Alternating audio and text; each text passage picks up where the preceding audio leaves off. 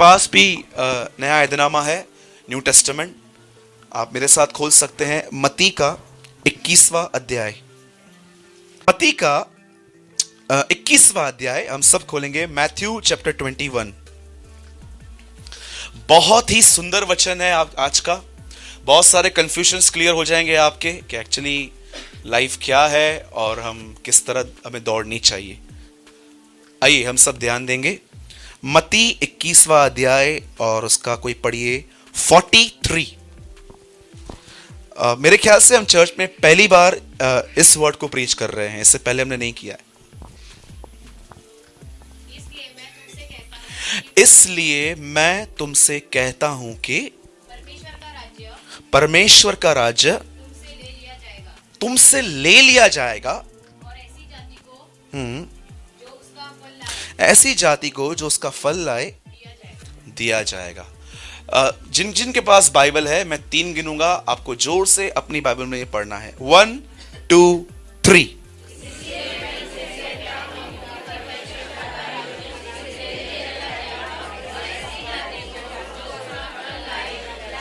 इसलिए मैं तुमसे कहता हूं कि परमेश्वर का राज्य तुम में से ले लिया जाएगा और ऐसी जाति को जो उसका फल लाए दिया जाएगा। अब देखिए यहां क्या हो रहा है। बाइबल ऐसा बताती है कि परमेश्वर ने 4000 साल तक एक ही जाति से संबंध रखा था और वो थी इज़राइल। जब परमेश्वर ने आदम को अदन की वाटिका बना के दी, स्टार्टिंग से ही इंसान परमेश्वर के विरुद्ध करता आया। फिर परमेश्वर ने क्या किया, उनको फिर से नबियों के द्वारा, न्यायों के द्वारा, भविष्यवक्ताओं के द्वारा उनको समझाया कि तुम अपनी राहों को बदलो। लेकिन बाइबल ऐसा बताती है मलाकी तक एवरी प्रॉफिट फेल गया। किसकी भी बात ये लोग नहीं सुनते थे। अब देखो यीशु मसीह क्या कर रहा है, यहां पर ध्यान दो। कई बार अगर आपको लगता होगा कि आप स्पेशल हैं इसलिए चूज किए गए हैं, तो आप बिल्कुल भी मत सोचना है। याद रखना, आज आपको यह बात चुननी है, यह बात जाननी है कि वो रिजेक्ट क्यों किए गए और आप एक्सेप्ट क्यों किए गए हो। क्योंकि बहुतों को यह बात पता ही नहीं है कि वो यीशु में आए क्यों हैं। उनको लगता है बस हम सत्संग अटेंड करने के लिए जाते हैं, वहां पर अच्छा लगता है, हमको पसंद है वो सब बातें। प्लीज इन सब से बाहर आओ और अपने उद्देश्य को जानो कि तुम मसीह में क्यों बुलाए गए हो। Why God call you in Christ। अब यहां पर क्या हो रहा है सुनिए। यीशु मसीह एक दृष्टांत बता रहा है। एक आदमी ने एक दाख की बारी ली और वहां पर गुम्मट लगाया। बोलो गुम्मट। और उसने क्या किया, वहां पर एक बाड़ा बांधा, गुम्मट रखा और क्या किया उसने, जब फल पाने की बारी आई तो उसने क्या किया, सेवकों को भेजा। जब सेवकों ने कहा उन लोगों को कि हमें फल दो, तो लिखा है इन्होंने उनको बहुत कुछ कहा, मारा और पीटा। दूसरी बार भी जब उसने सेवकों को ही भेजा तो इस बार भी सेम बातें हुई। अब राजा को ऐसा लगा कि ये लोग मेरी बात को नहीं समझ पा रहे हैं, अब मैं अपने बेटे को भेजूंगा, शायद वो उनका आदर करे। और बाइबल बताती है उन्होंने जब उसके बेटे को देखा तो उन्होंने मन में क्या सोचा, अरे ये तो वारिस है, आओ उसको खत्म ही कर देते हैं। और उन्होंने उससे मारा। उसके बाद यीशु कहता है सोचो अब जब वो खुद आएगा तो उनकी क्या हालत करेगा जिन्होंने ऐसा किया था। और उसके बाद यीशु ने यह वचन कहा है, मैं तुमसे कहता हूं परमेश्वर का राज्य तुमसे ले लिया जाएगा और एक ऐसी जाति को दिया जाएगा जो उसके लिए फल लाएगी। आप जानते हो परमेश्वर ने इज़राइल को रिजेक्ट क्यों किया है? क्योंकि वो कभी भी उसके चरित्र में नहीं चलते थे। इसीलिए परमेश्वर ने कहा मैं फेडअप हो चुका हूं। मलाकी में उसने कहा मैं इन लोगों से तंग हो चुका हूं, मैं ये काम यहीं पर बंद कर रहा हूं और मैं एक नया काम स्टार्ट कर रहा हूं, चर्च। मैं एक नया काम स्टार्ट कर रहा हूं जिसका नाम है कलीसिया। अब मैं आपको एक बात बताना चाहता हूं, परमेश्वर उन लोगों से इसलिए फिरा क्योंकि वो फल नहीं देते थे। फल देने का मतलब क्या है, एक अच्छा स्वभाव। याद रखिए आपकी उन्नति, अगर आपको लगता है मुझे बहुत सारे वचन याद हैं, मैं अन्य भाषाओं में बातें करता हूं, मुझे विजन्स आते हैं, मेरे पास बहुत सारे वरदान हैं, मैं आपको एक बात बताना चाहता हूं, इस बात को ध्यान में रखिए। मैं वरदानों के विरुद्ध नहीं हूं। अगर मुझे वरदान नहीं होता तो मैं कभी प्रचार भी नहीं कर पाता। पर इस बात को याद रखना, इस आराम से इस बात को सुनो। यीशु मसीह ने न्याय के दिन 2 चित्र दिखाए इंसान को। एक चित्र में बेड़े खड़ी हैं और एक चित्र में चरवाहे खड़े हैं, पास्टर्स और प्रीचर्स और बिलीवर्स। और जब ये पास्टर्स, प्रीचर्स, हम सेवकाई करने वाले, इंक्लूडिंग मी, जो मैं भी हूं, हम वहां खड़े हैं। और जिन्होंने भी मिनिस्ट्री ठीक से नहीं की थी, पैसों के लिए की थी, ऑनर पाने के लिए की थी, इज्जत पाने के लिए की थी, मैं आपको सच कहता हूं, आज बहुत सारी सेवकाइयां प्रभु के प्रेम में नहीं, इज्जत पाने के लिए भी होती हैं। उन्होंने क्या किया? यीशु आके कहता है, तुमने मेरे नाम से भविष्यवाणी की, बीमारों को स्वस्थ किया, ये किया, वो किया, मैं तुम्हें नहीं जानता।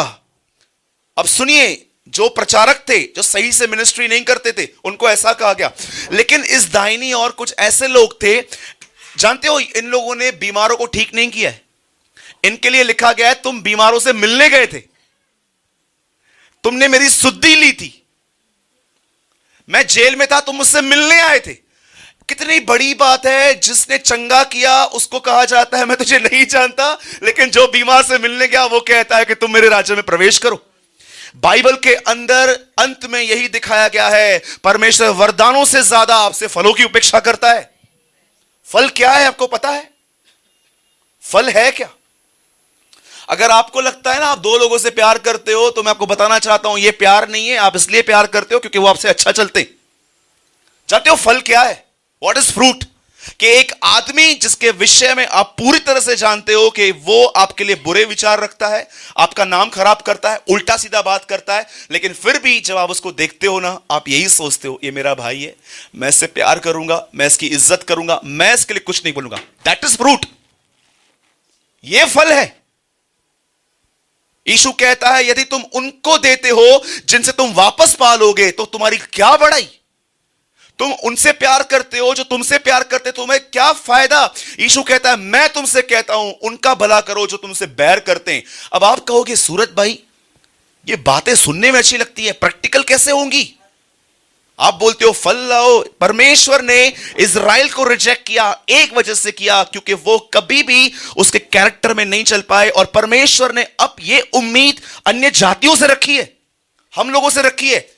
और आज का वचन जो 5 मिनट आने वाला है वो सिर्फ उनके लिए है जो उसके स्वभाव में चलना चाहते हैं। यदि आपको सिर्फ कार, बंगले, गाड़ी में इंटरेस्ट है तो मैं आपको कहना चाहता हूं आप इस चर्च को छोड़ दीजिए। आपको यहां पर ये चीजें कभी नहीं मिलने वाली है।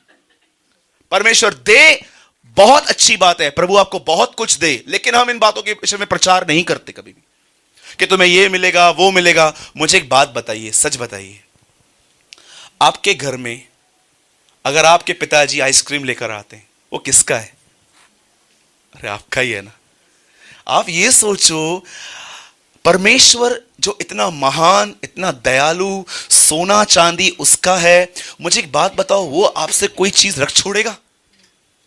जब मैं ये कहता हूं ना सोना, बंगला, गाड़ी के पीछे मत भागो, इसका मतलब मैं ये नहीं कह रहा हूं ये बुरी चीजें हैं। मैं ये बोलता हूं ये ऐसे ही मिल जाएंगी, सही चीज के पीछे भागो।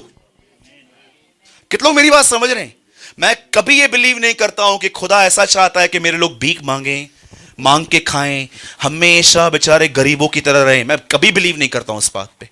पर मैं इस बात पे भी बिलीव करता हूं कि परमेश्वर ये भी चाहता है कि हम मांग के न खाएं, हम उस पर भरोसा करें, हम उससे प्रार्थनाएं करें, हम जाने कि वो सर्वशक्तिमान है।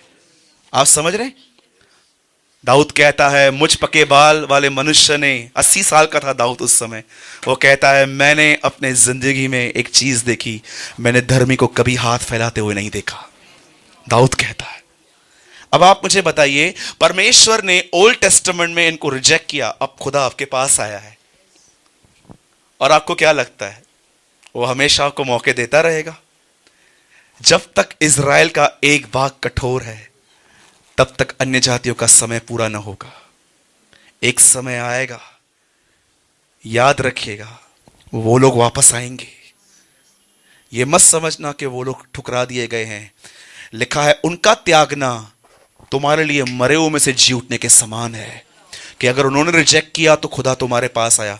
अब मैं आपसे एक सिंपल बात पूछता हूं, ये फल कैसे आएंगे? सबसे पहले बाजू वाले को बोलो भाई, केला, चीकू, नारियल के लिए बात नहीं कर रहा है, जल्दी बोलो बाजू वाले को। हाँ, जब मैं बोलता हूं फल तो ये मत समझना केला, चीकू, ऐसा नहीं। आप अगले हफ्ते 1 किलो आम लेकर आओ मेरे लिए, लो फल लाया हूं, खुद ही खा।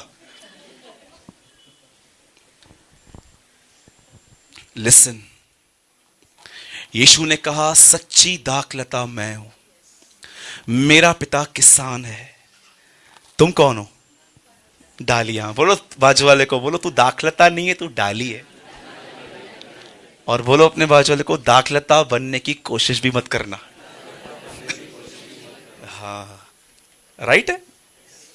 कितने लोगों ने ये कहावत सुनी है? बहुत मस्त कहावत है। चाहिए तो घर पे जाके लिख देना। मैं अगर रहा तो मैं स्वर्ग नहीं जाऊंगा,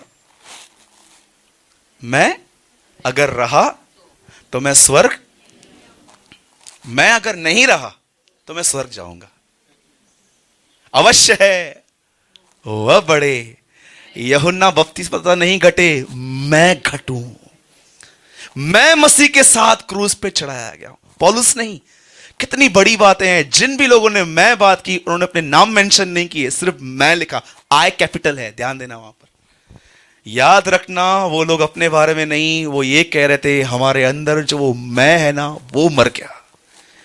जब जो भी ये मैं, ये सबसे बड़े लफड़े वाले लोग हैं आज, जिनको मेरा नहीं चलता, मैं मुखिया, ये वो, हमेशा घरों के अंदर इन लोगों के वजह से ही प्रॉब्लम्स होते हैं। जिनके अंदर मैं जिंदगी है, मैं जी रहा हूं, मैं। आपको पता है जब आप बोलते हो ना मैं, तो प्रभु परमेश्वर और यीशु आपको देखते हैं, बोलते हैं वो तो हमारा नाम है, ये कौन है नया, चल थोड़ा देखते हैं इसको। क्या कहा प्रभु ने पुराने नियम में? मैं जो हूं सो हूं, I am that I am. जब यीशु पतरस को देखता है, पतरस कहता है तू कौन है? यीशु क्या बोलता है?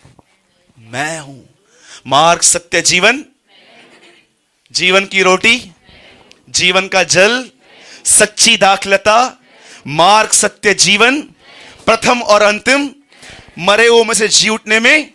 हर जगह पे वो कहता है मैं हूं। और जब आप बोलते हो ना मैं हूं, आपको पता है आप परमेश्वर क्या बोलते हो? सिंहासन से उतर नीचे मैं बैठूंगा अभी।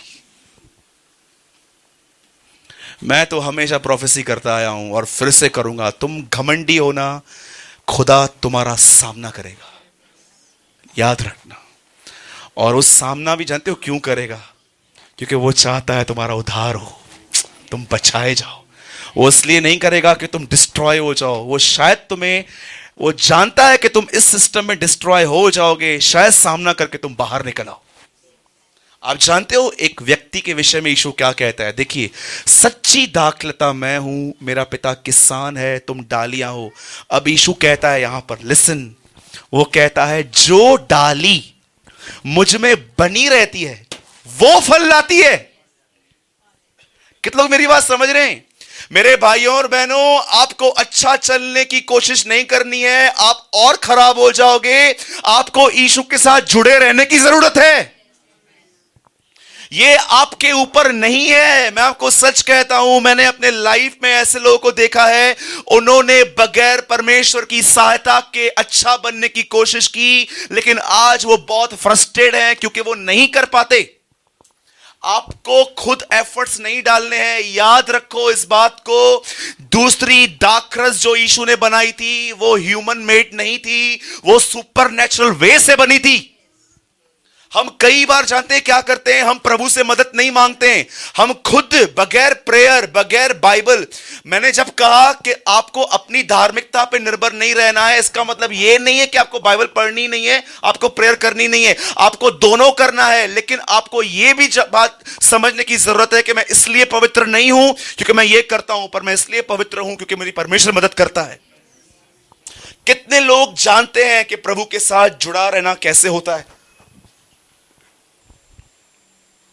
मैं सच कहता हूं, मैं आप में से कुछ लोगों को मुंह पे देख के मैं बता सकता हूं कि आप अपनी ताकत से कुछ छोड़ने की कोशिश कर रहे हो। मैं आपको सच कहता हूं, अगर आप ऐसे हो, आप अपनी स्ट्रेंथ से कुछ छोड़ने की कोशिश कर रहे हो, आप अपना फल प्रभु को देना चाहते हो, तो मैं आपको बताना चाहता हूं, अच्छा होगा बंद कर दो। 4000 साल तक यहूदी यही कोशिश करते रहे, नहीं कर पाए, इसीलिए वो हमारे बीच पवित्र आत्मा और अनुग्रह को ले आया। आपको पता है आपको क्या करना है? आपको सिर्फ एक ही जगह पे मेहनत करनी है, और वो जगह है जब आप प्रार्थना कर लेते हो, जब आप वचन को पढ़ लेते हो, उसके बाद भी अपने विचारों को यीशु में जोड़े रहो।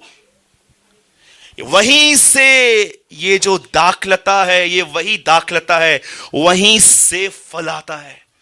जब आप उसके साथ जुड़े हुए रहते हो, जानते हो जुड़े रहने का मतलब क्या है? आपके विचारों में यीशु चलता रहता है। हम मीटिंग ऐसे पूरी करते हैं, पिता का प्रेम, हमारे प्रभु यीशु मसीह का अनुग्रह, पवित्र आत्मा की सहभागिता, the love of father, grace of our Lord Jesus Christ and the communication of the Holi spirit. सहभागिता, इसका मतलब क्या है? हम इस कलीसिया से जा रहे हैं, पर परमेश्वर के साथ हमारी सहभागिता कंटिन्यू है। आप सोचो, एक लड़का और लड़की जब उनके बीच में प्यार हो जाता है, प्यार तो अलग ही होता है, जो भी होता है, मतलब सोचो, कई बार ऐसा भी होता है कि लड़का अकेला कुछ खा रहा है, लेकिन वो इमेजिन करता है कि नहीं, वो भी यहां बैठी हुई है, 4 पीस खा रही है। Do you know? आप देखो, कभी कभी एक आदमी ने आपको गालियां दी, वो चला भी गया, लेकिन उसकी गालियां आपके मन में चलती रहती है, आपके प्राण को नाश करती रहती है। लिखा है ना, जुबान एक प्राण नाशक विष है। प्राण नाशक मतलब जो आपको बुरा भला कहते हैं, वो चला गया, 4-4 दिन वो बातें याद आती हैं, 4-4 दिन, कुछ लोग सालों तक नहीं भूलते हैं। यार, इविल पावर इतना मजबूत है, वो आपको बांध के रखता है डेविल के साथ, तो क्या पवित्र आत्मा की सामर्थ नहीं हो सकती है जो आपको यीशु से जोड़ के रखे? आप सोचो। चलो एक सवाल पूछता हूं, खाली मदर्स से। यहां पर जिन जिन के बच्चे, जरा हाथ उठाइए। 1 2 3 4 5 6 7, ठीक है। अब एक सवाल पूछता हूं, समझो आपका बच्चा कभी बीमार पड़ रहा है। I reject in Jesus name, ऐसा कभी ना हो। मैं आपको एक एग्जांपल दे रहा हूं। अगर आपका बच्चा बीमार पड़ रहा है और वो हॉस्पिटल में एडमिट हो रहा है, डॉक्टर ने उसको बताया है कि कुछ सीरियस है, मैं आपको लिख के दे सकता हूं, आप घर पे रोटियां पकाओ, आप आयरन करो, आप वॉशिंग मशीन में कपड़े दो, आप कुछ भी करो, आपका माइंड पूरा वहीं होगा, पूरा वहीं होगा। मतलब इंसान इसी तरह से खुदा के साथ भी जुड़ा हुआ रह सकता है। आपको स्ट्रगल अपने आप को बदलने में नहीं, आपको स्ट्रगल यीशु के साथ रहने के लिए करना है।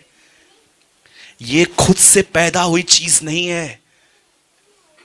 लोगों को देखा है मैंने, ऐसा लॉ कॉन्शियस बना के रखा है, सुधरना है, सुधरना है, सुधरना है, सुधरना है, सुधरना है, सुधरना है, सुधरना है, सिर्फ यही बातें चलती है। प्रभु का प्यार ही नहीं है। और मैं आपको बोलता हूं, ये लोग और बिगड़े हुए भी इनके अंदर सुधार नहीं आया है, उल्टा, क्योंकि आप खुद कर रहे हो। सच्ची दाखलता मैं हूं, मेरा पिता किसान है, जो डाली मुझ में बनी रहती है वो बहुत फल लाती है। यीशु नहीं कहता है। मुझे एक बात बताओ, अगर आप एक डाली से बात करो, समझो डाली को मुंह है, और आप उससे बात करो, ए तेरे में फ्रूट कैसे आते हैं? मेरे को क्या पता कैसे आते हैं, मैं ऐसे जुड़ा हुआ रहता हूं, खुद ही आते हैं। सोचो, कभी आप डाली से जाके बात करो, तेरे अंदर फ्रूट्स कैसे आते, क्या करता है तू? कुछ भी नहीं करता हूं, कभी नीचे भी नहीं उतरा हूं, ना पानी, ना अपने पर पानी मारा है, ना कभी खाद खाई है, तो तेरे अंदर आम टाइम टू टाइम कैसे आते हैं? वन थिंग, क्या? जुड़ा रहता हूं, अधीन रहता हूं, अंडर में चलता हूं उसके, जो वो कहता है। एक आदमी के साथ मैं दुष्टात्मा निकालने के लिए गया, तो वो दुष्टात्मा को 16 बार बोल चुका था, जा जा जा, वो जा ही नहीं रही थी। जा यीशु के नाम में, जा यीशु के नाम में। और दुष्टात्मा ने क्या बोल दी? किसी और को भेज चल। सोचो कितनी बड़ी बेइज्जती है ये। सच्ची बोलता हूं, 16 बार उसने कहा, यीशु के नाम से निकल, यीशु के नाम से निकल। मैं उन दोनों में नया था और मैं अपने फ्रेंड के साथ पीछे बैठ के हंस रहा था। निकल ही नहीं रही थी, निकल ही नहीं रही थी। लास्ट में वो आदमी इतना परेशान हो गया, उसने ऐसा बोला, तू ट्राई कर। मैंने बोला, नहीं बाबा, ये निकलेगी, किधर जाएगी मालूम नहीं। पहले ही हमारे घर पे प्रेयर होती नहीं ज्यादा, आना जाए हमारे घर पे। जानते फिर क्या हुआ? मैंने तो एक बार भी एफर्ट नहीं लगाया। मैं उन दिनों में बहुत ढीला आदमी था। तो मैं घर पे आया, मैंने प्रभु से एक बात पूछी। मैंने बोला, प्रभु तूने तो कहा जाओ मेरे नाम में निकालो, यार ये निकली क्यों नहीं? जानते हो मुझे खुदा ने क्या कहा? तुम लोग का सबसे बड़ा प्रॉब्लम जानते क्या है? तुम एक वचन लेके जिंदगी जीते हो।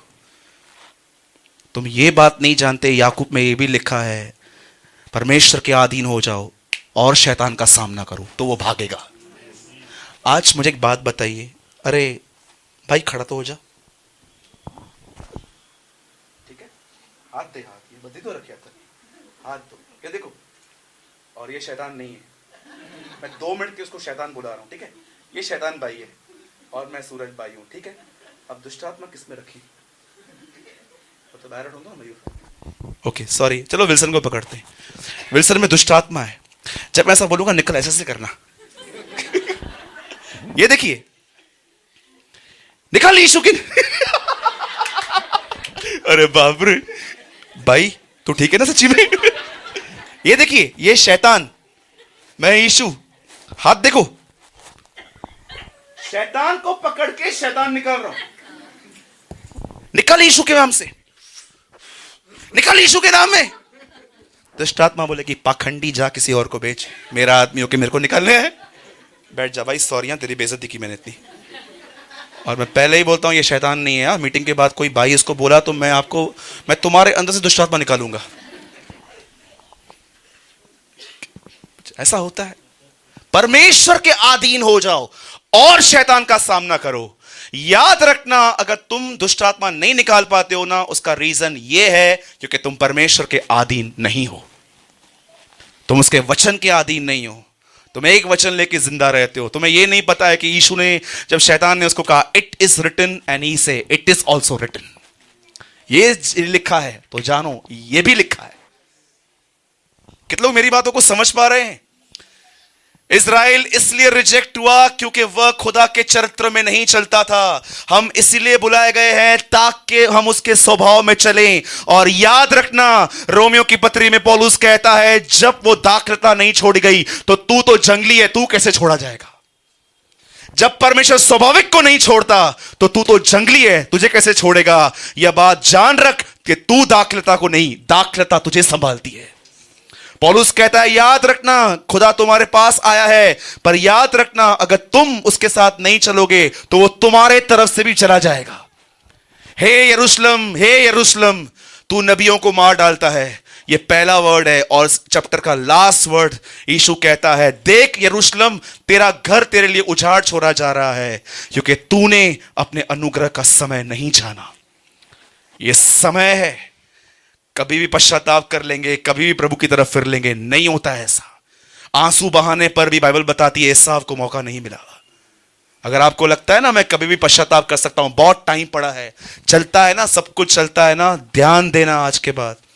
परमेश्वर तुमसे यह चाहता है कि तुम फल लाओ, लेकिन परमेश्वर यह भी जानता है कि वो तुम उसकी बगैर मदद के नहीं ला सकते, इसलिए बार बार वो तुमसे विनती करता है पश्चाताप करो। कितने लोग मेरी बात समझ रहे हैं? कभी आपने ये वर्ड पढ़ा था? मेरे ख्याल से आज ये आपकी तरफ बहुत हाईलाइट होके आया है। मैं लास्ट बार कह रहा हूं और मैं मीटिंग को यहां ओवर कर रहा हूं। यीशु मसीह इज़राइल के सामने, बनी इज़राइल के सामने कहते हैं हे इज़राइल, आज मैं तुम्हें रिजेक्ट कर रहा हूं। उसका कारण यह है कि तुम कभी मेरे लिए फल नहीं लाए, और आज ये राज्य मैं सिंधियों को और हर उस जाति को दे रहा हूं जिनको मैंने कभी नहीं चुना था। आज मैं उनको दे रहा हूं, मैं उनको दे रहा हूं ताकि वो फल लाएं। और याद रखना, आगे चल के एक डेंजर वर्ड लिखा गया है, वो पढ़ा ही नहीं है, टाइम ही नहीं है। जो डाली फल नहीं लाती, मेरा पिता उसे काट डालता है। जानते हो काट डालने का मतलब क्या होता है? बताऊं? डरेंगे तो नहीं? परमेश्वर दया का धनी है। हम लोग पैसों में धनी है ना? कितने लोगों ने वचन पढ़ा है रोमियो में? परमेश्वर दया का धनी है। परमेश्वर ने अपनी अमीरी इंसान पर दया करके दिखाई है। और याद रखिएगा इस बात को, परमेश्वर आपको मौकों पे मौके देगा, मौकों पे मौके देगा, मौकों पे मौके देगा, लेकिन जब वो देखेगा आपके अंदर कोई उसके दया के प्रति इज्जत नहीं है, फिर परमेश्वर आपके ऊपर ग्रेस डालना बंद कर देगा। जब तक आप इस कॉन्शियस में आओ वापस कि आपको मालूम पड़े कि उससे दूर जिंदगी क्या होती है। मेरे भाइयों और बहनों, नाक रगड़ने पड़ते हैं, फिर नाक रगड़ने पड़ते हैं। इसलिए मैं तुमसे कहता हूं, जो पेड़ अच्छा फल नहीं लाता वो काटा और आग में झोंका जाएगा, यूहन्ना कहता है। सब बाइबल बंद कीजिए। अगर मैं आप में से लोगों से पूछूंगा ना, आप में से कितने लोग मन फिराया है, जितने सीढ़ी तक बैठे ना सब हाथ उठाएंगे, हाँ मैंने फिराया है। लेकिन मैं आपको बताना चाहता हूं, ये हाथ उठाना तुम्हें झूठा भी साबित कर देगा। जानते हो कैसे मालूम पड़ता है एक आदमी ने अपना माइंड चेंज किया है, उसने ट्रूली रिपेंट किया है? आप जिस आदमी के अंदर फ्रूट्स नहीं देखते हो ना, उस आदमी ने रिपेंट नहीं किया है। मन फिराओ के योग्य फल लाओ। जिस आदमी ने मन फिराया है उसके अंदर फ्रूट्स होते हैं, उसके अंदर खुदा का स्वभाव रहता है, चरित्र रहता है। वो बहनों के साथ अशुद्ध व्यवहार कर ही नहीं सकता, वो पैसों से प्रेम कर ही नहीं सकता, वो झगड़े लड़ाइयाँ जोर जोर से घर के अंदर बैंड बजाना, मैं सही हूँ तू गलत है, ऐसे लोगों को तो हटा ही दो। ये तो दूर दूर तक उस दाखलता से जुड़े हुए नहीं है। हाँ, अभी भी मौका है, अगर पश्चाताप करें ये वापस आ सकते हैं। परमेश्वर का दरवाजा अब भी खुला हुआ है। आप में से कितनों के बाद जानते हैं, क्रॉस पर पवित्रता और पाप अलग नहीं किया गया था। क्रॉस पे पाप और ईमानदारी अलग की गई थी। कितनों को ये मिस्ट्री पता है? कितने लोगों के पास ऐसी बाइबल है जहां पर यीशु के बाजू में दो चोर थे, एक पवित्र और एक पापी था? है किसके पास? जरा दिखाइए तो। आप में से किसके पास ऐसी बाइबल है क्या जिसमें यीशु के बाजू में जो क्रॉस पे चोर टंगे हुए थे, इसमें एक पापी और एक पवित्र था? याद रखना, यीशु के दाहिनी और बाईनी और एक पापी और दूसरा ईमानदार था। क्रॉस पे होलीनेस और पाप नहीं, क्रॉस पे पाप और ऑनेस्टी अलग हुई है, ईमानदारी।